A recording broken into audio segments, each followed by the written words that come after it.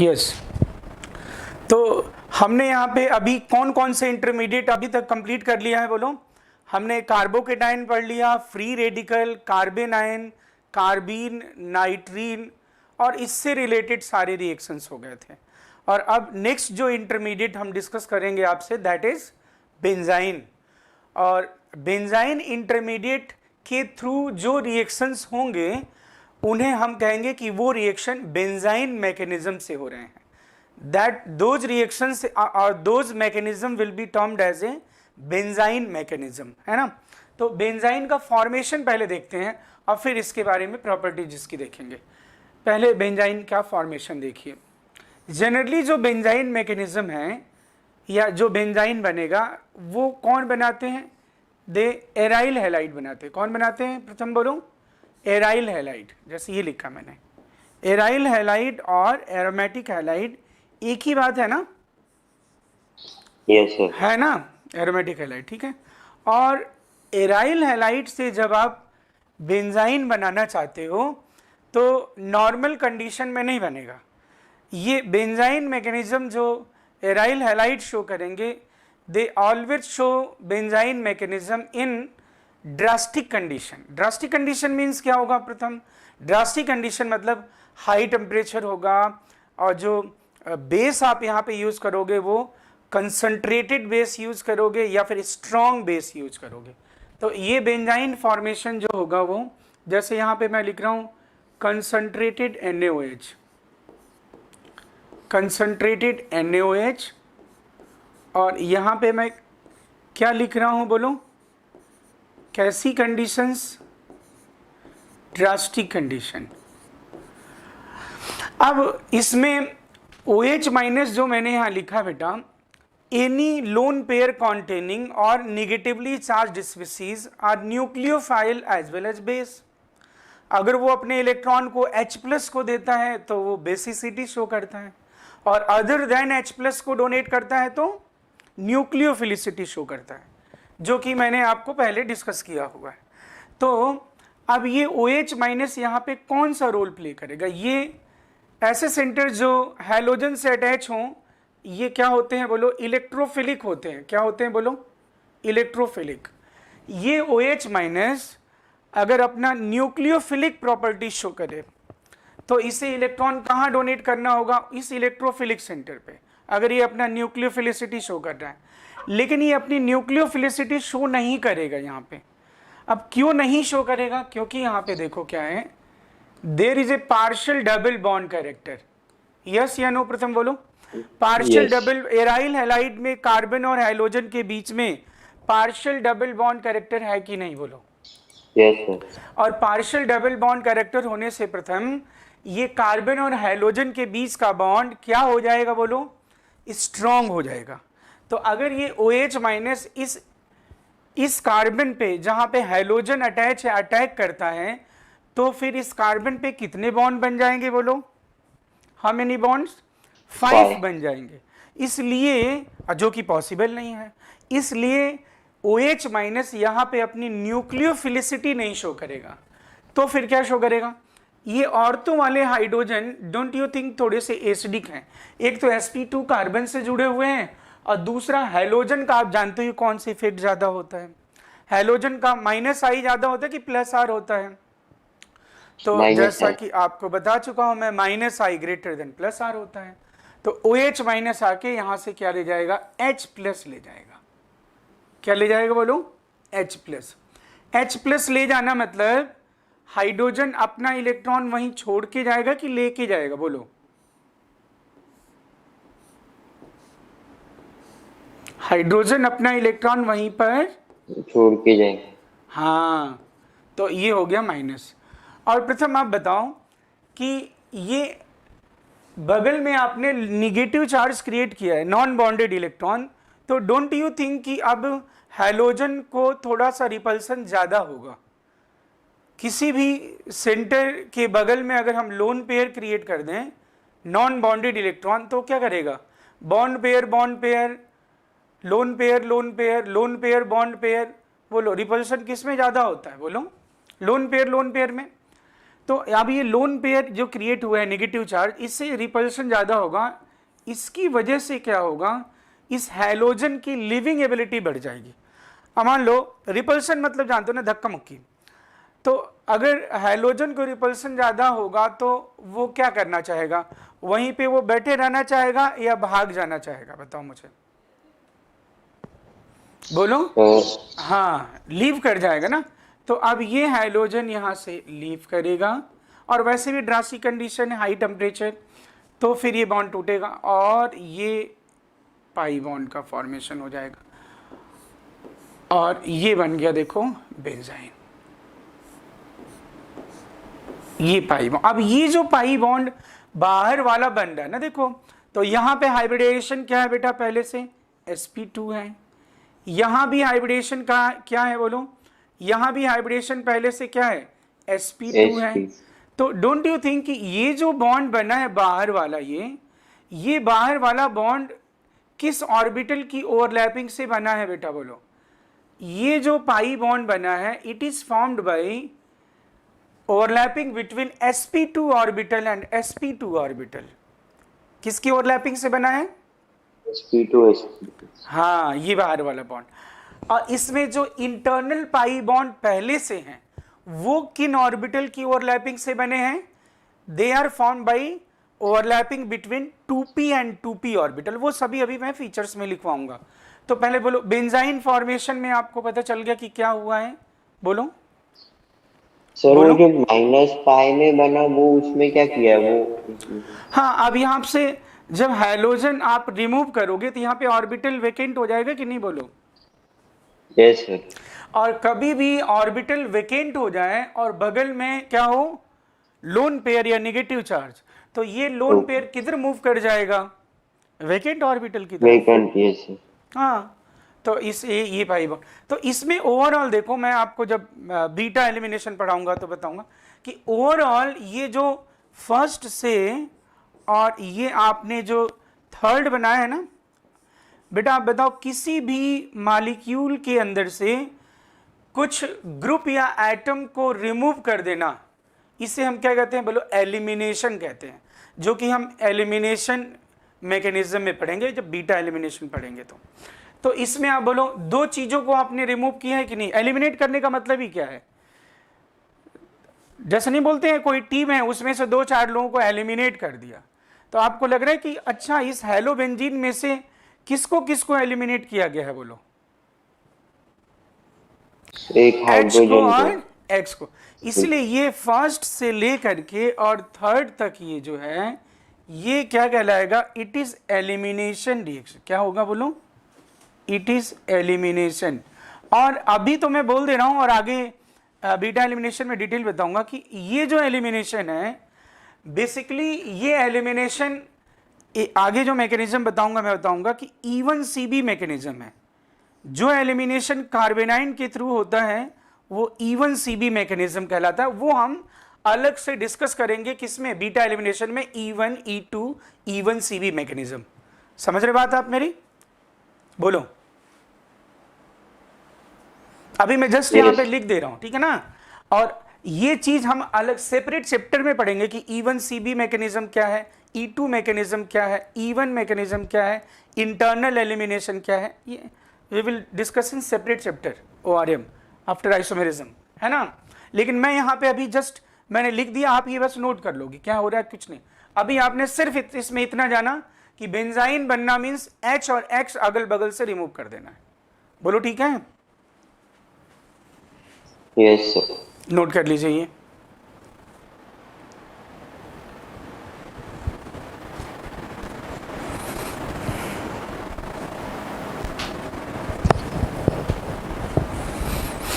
Done. 1 minute. Screenshot ले लीजिए, फिर बाद में नोट कर लेना चाहो तो।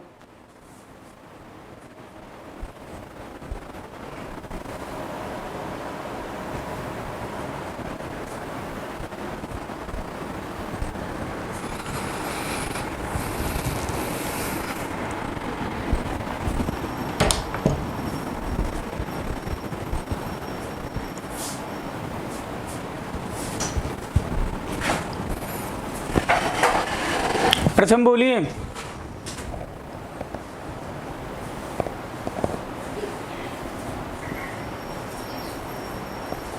Yes sir. डन है बेटा?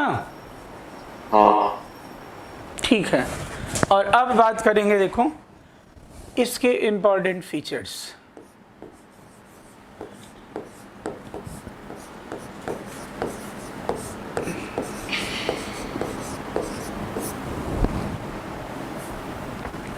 इंपॉर्टेंट फीचर्स में सबसे पहला स्टार लिखिए,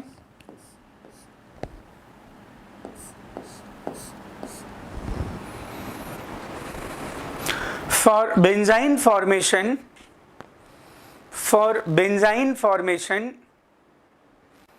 there should be presence of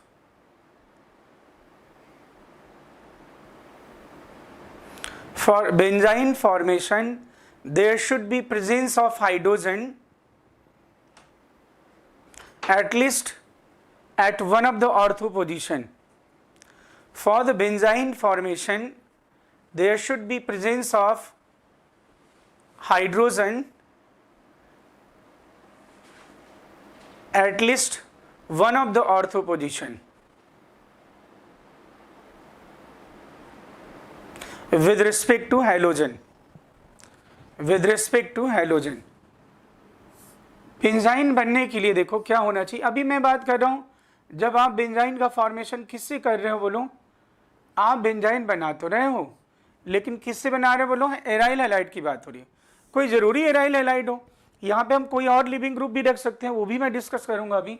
लेकिन अभी हम सिंपल बात, अगर मैं बोलूँ क्या ये दोनों ऑर्थो पोजीशन पे मैंने आर ग्रुप लगा दिया, हाइड्रोजन छोड़ के कुछ भी लगा दो, एच डी टी छोड़ के कुछ भी अटैच कर दो, क्या इससे बेंजाइन बन जाएगा? देखो बेंजाइन बनाने के लिए सबसे पहले आपने क्या करना पड़ता है बोलो? हाइड्रोजन और हाइड्रोजन नहीं भाई, तो वो तो ठीक है, लेकिन सबसे पहले तो माइनस बनाओगे ना यहाँ पे। Yes sir. H plus remove करना है ना आपको, तो यहाँ पे तो अच्छा ही नहीं, खत्म बात, तो बेंजाइन बन ही नहीं सकता है।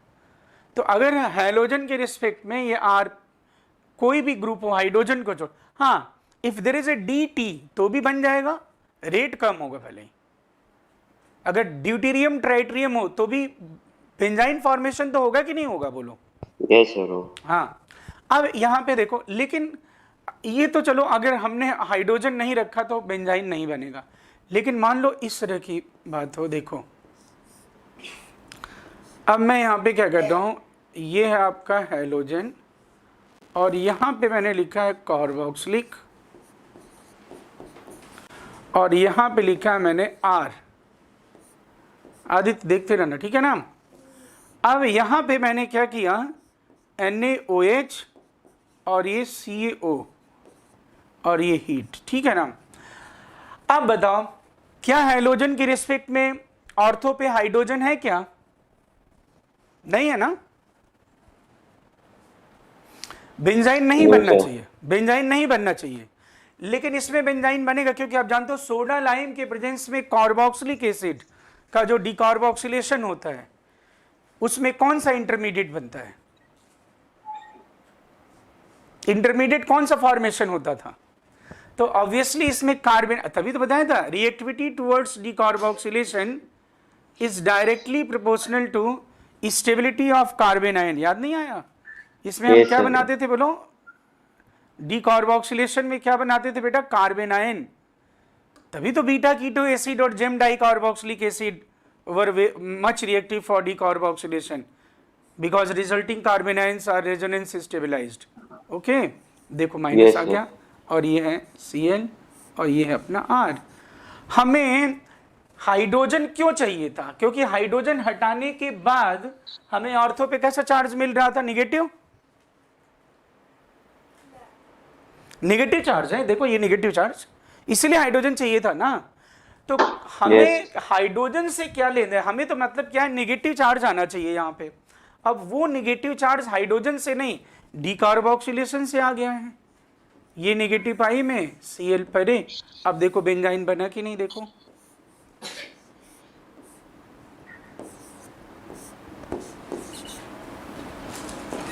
प्रथम बोलो क्या बात समझ में आई?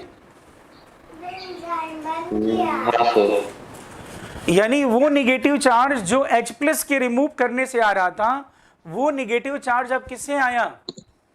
डीकार्बोक्सिलेशन से आया। किससे आया? डीकार्बोक्सिलेशन। डीकार्बोक्सिलेशन से निगेटिव चार्ज आ गया ना। तो ये बन जाएगा। ऐसे ही मैं अगर बोलूं, देखो अगर मैंने ग्रिग्नार्ड एजेंट बता दिया था ना आपको, ग्रिग्नार्ड एजेंट। Yes sir. अब मैं ऐसा लिखा, देखो ध्यान से सुनना, ठीक है ना। अब ये लिखा है ओके, और यहां पे लिख दिया मैंने R, यहां भी लिख दिया R।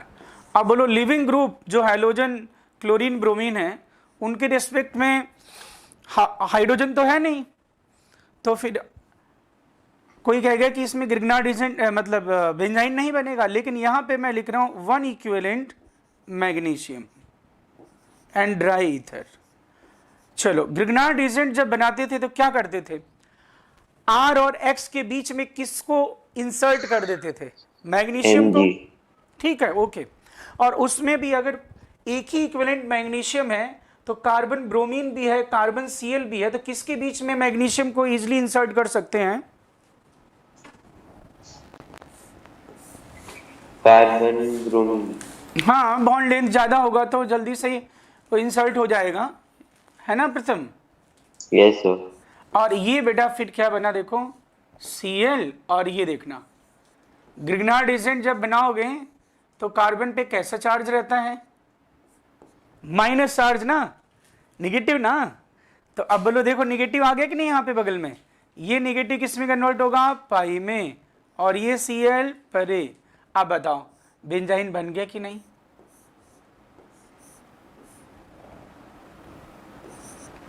प्रथम बोलो। Yes sir. तो जो निगेटिव हमें चाहिए था लिविंग ग्रुप के बगल में, वहां पे हाइड्रोजन अगर नहीं है तो वो कार्बोक्सिलिक या फिर ग्रिग्नार्ड एजेंट फॉर्मेशन के थ्रू भी वो निगेटिव हम क्रिएट कर सकते हैं। ओके। अब फिर ये देखो बेंजाइन का फॉर्मेशन हो जाएगा। ये नोट कर लीजिए।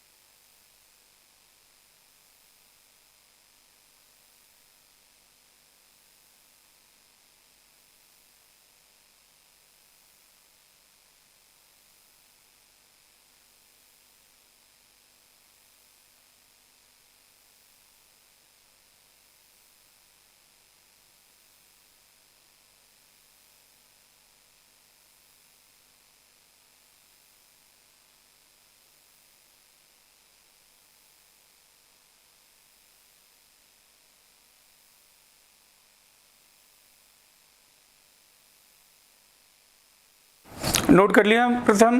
बस समझ में नहीं हुआ एक ही।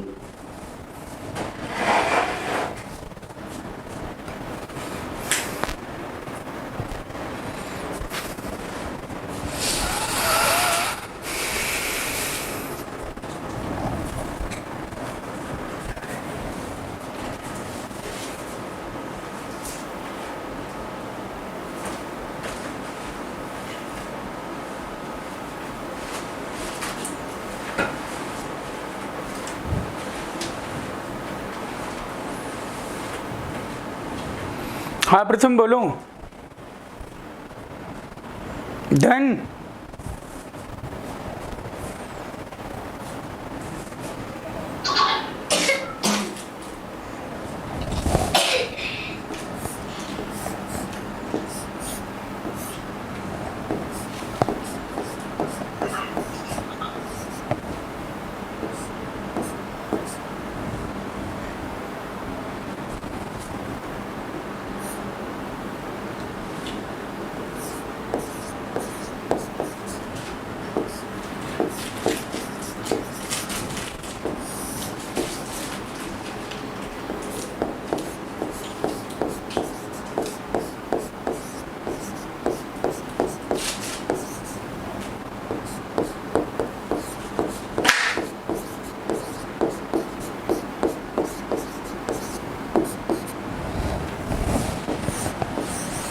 हाँ ये ठीक है ना भाई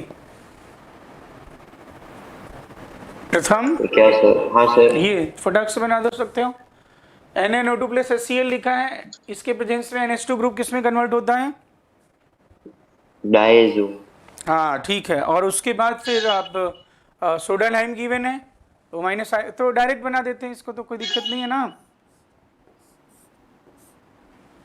बोलो। हाँ हाँ यस। ये हो गया डाइएजो,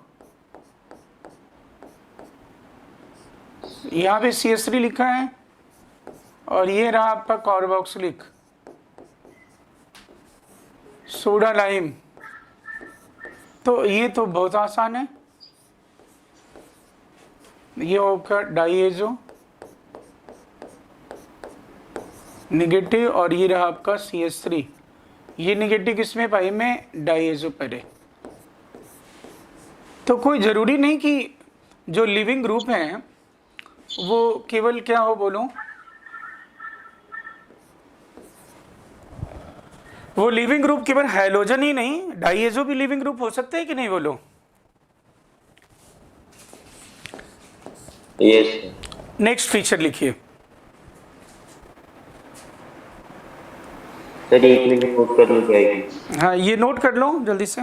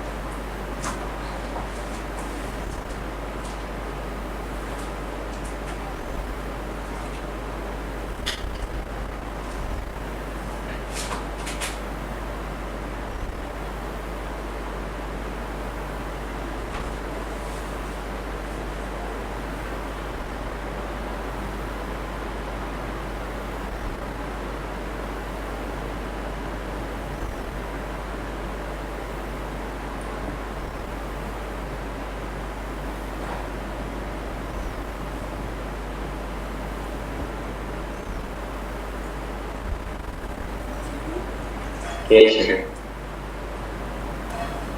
डन। यस। ठीक है, अब लिखो बेटा, if ortho hydrogens are replaced by D और T, if ortho hydrogens are replaced by deuterium और tritium, rate of benzyne formation decreases, rate of benzyne formation decreases. If ortho hydrogens are replaced by deuterium or tritium, rate of benzene formation decreases. Rate of benzene formation decreases.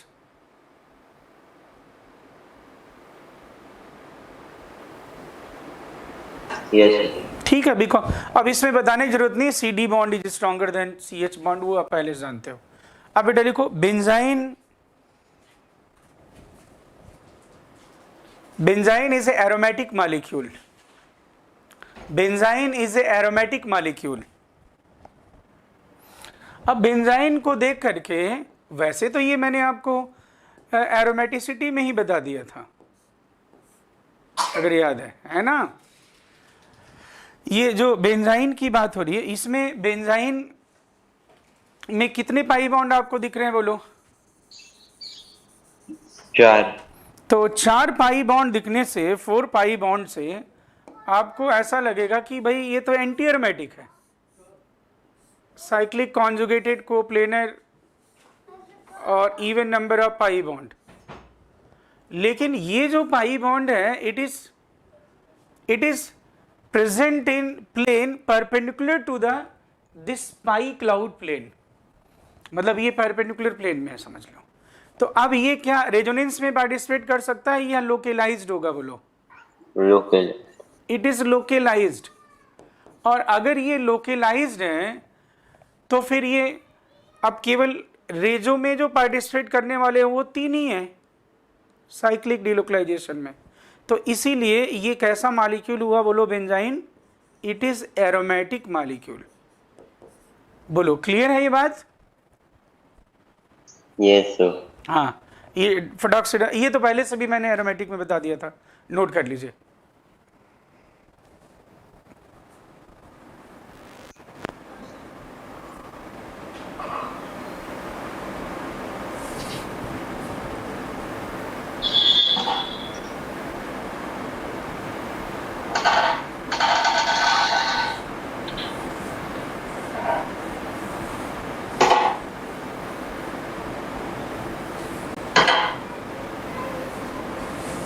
Yes sir. Note कर लिया? अब लिखें benzene having 2 types of pi bond.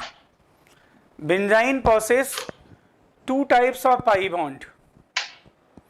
Benzene having 2 types of pi bond. 3 internal pi bonds. 3 internal pi bond. 3 internal pi bonds which are formed by 3 internal pi bonds which are formed by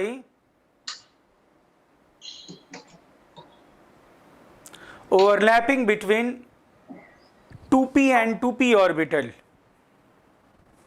3 internal pi bonds which are formed by overlapping between 2p and 2p orbital. Overlapping between 2p and 2p orbital.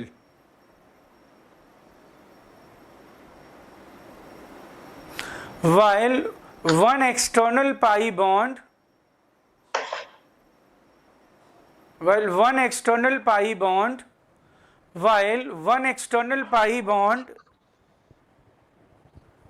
which is formed by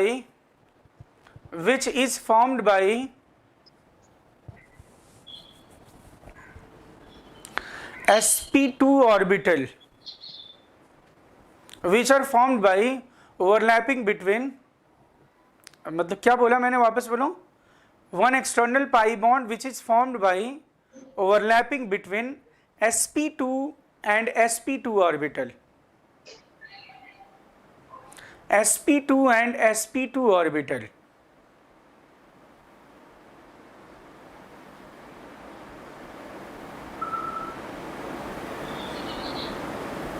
yes sir. लिख लिया ना बोलो?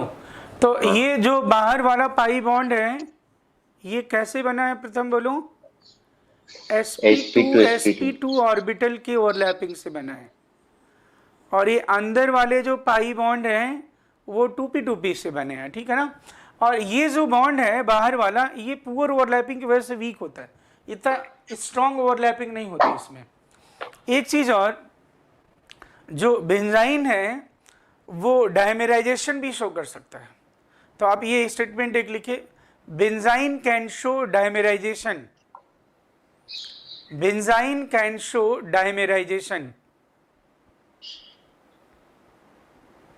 Benzene can show डायमेराइजेशन।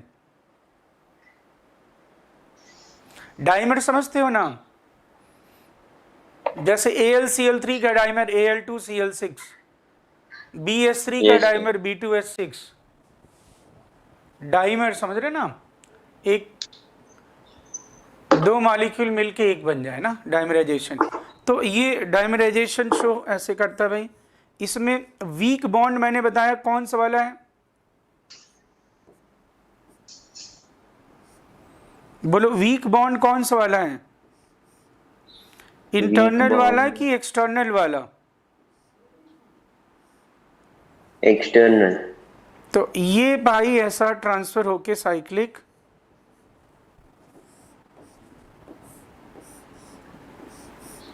और ये एक molecule बनाएगा जिसमें दो तो एरोमेटिक होंगे, लेकिन एक रिंग जो होगा वो एंटी एरोमेटिक होगा। देखो कौन सा एंटी एरोमेटिक है, दिख रहा है ना,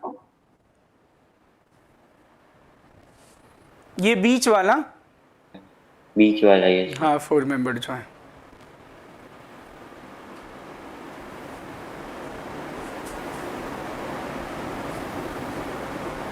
कर लिया नोट? एक सेकंड।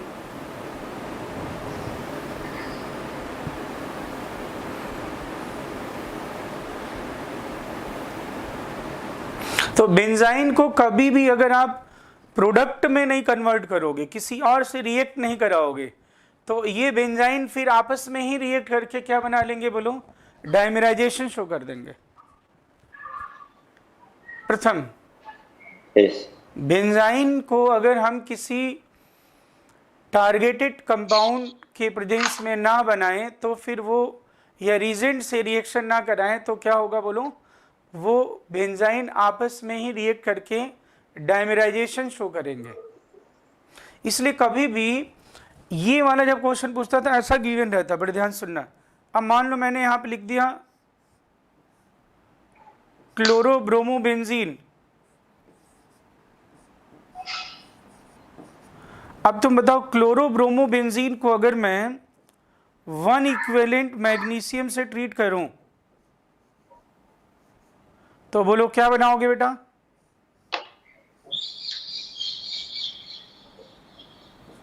सर ये उसके बस Mg Cl और ये MgBr हो जाएगा ना, और इस Yes, sir. MgBr से फिर क्या बनेगा, ये बेंजाइन बन जाएगा कि नहीं?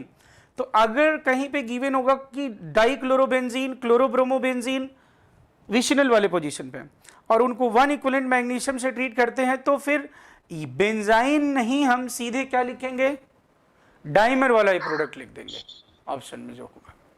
बोलो समझ में आ रही बात? सर ये नहीं समझा क्या ये मैं कह रहा हूं कि अगर क्लोरोब्रोमोबेंजीन है और उसको 1 इक्विवेलेंट मैग्नीशियम से हम ट्रीट करेंगे, तो ऑब्वियसली अब हमने क्या किया है, यहाँ पे कोई और रीजेंट नहीं रखा इसको रिएक्ट कराने के लिए। जैसे जो नेक्स्ट लेक्चर होगा तो उसमें मैं बताऊंगा कि कैसे जो बेंजाइन होते हैं वो बेंजाइन कैसे रिएक्ट करके फाइनल प्रोडक्ट बनाएंगे, वो नेक्स्ट लेक्चर में बताऊंगा।